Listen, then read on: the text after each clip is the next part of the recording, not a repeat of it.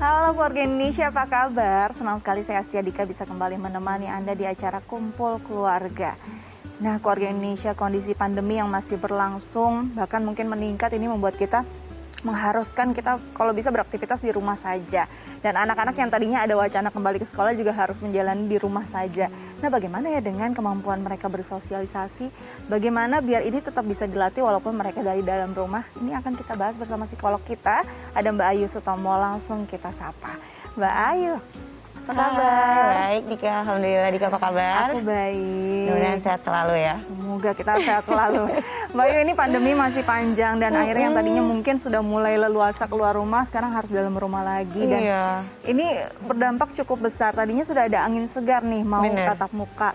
Kayaknya anak-anak bisa bersosialisasi seperti biasa, tapi ya kayaknya harus di rumah lagi. Sebenarnya kalau Mbak Ayu sendiri melihat, ada nggak sih kemunduran kemampuan anak-anak bersosialisasi di tengah pandemi ini? Oke, kalau ditanya ada atau enggak kemunduran, ada atau enggak efeknya, kurang lebih itu akan ada. Tapi apakah artinya efek tersebut berarti sebuah kemunduran? Belum tentu. Belum tentu, tergantung bagaimana lingkungan sekitar itu kemudian menstimulasi. Tergantung pula anak itu berada di tahapan perkembangan yang mana.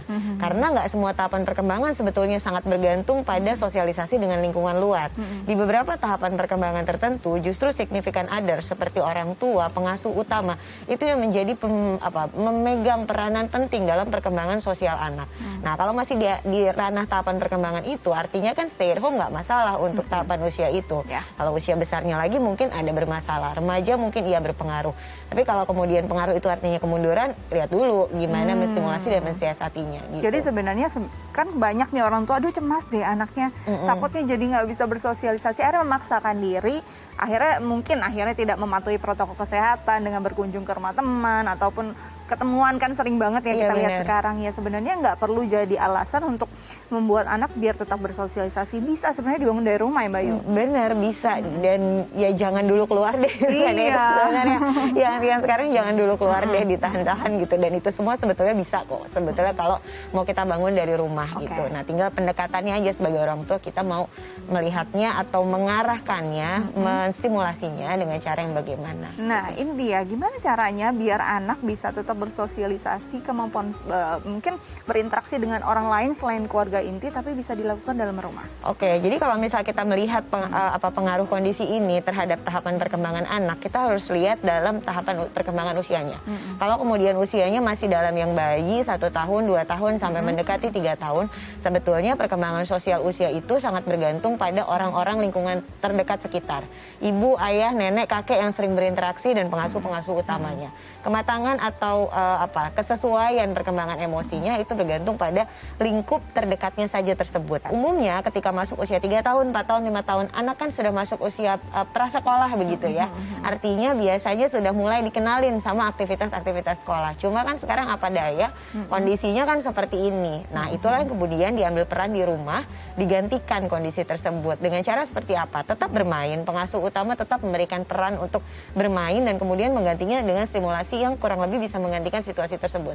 Contoh implementasinya gitu kan, kayak bermain boneka, terus role play. Kemudian kalau misal memang ada adik atau kakak, itu sebenarnya sarana yang bagus banget bagi anak untuk kemudian melatih kemampuan sosial dia. Walaupun nanti mungkin begitu ketemu orang luar gitu kan, akan ada proses adaptasi kembali begitu kan. Tapi sebetulnya tidak perlu dikhawatirkan karena untuk anak-anak yang memang kemampuan adaptasinya cukup saja gitu ya, nggak bagus banget.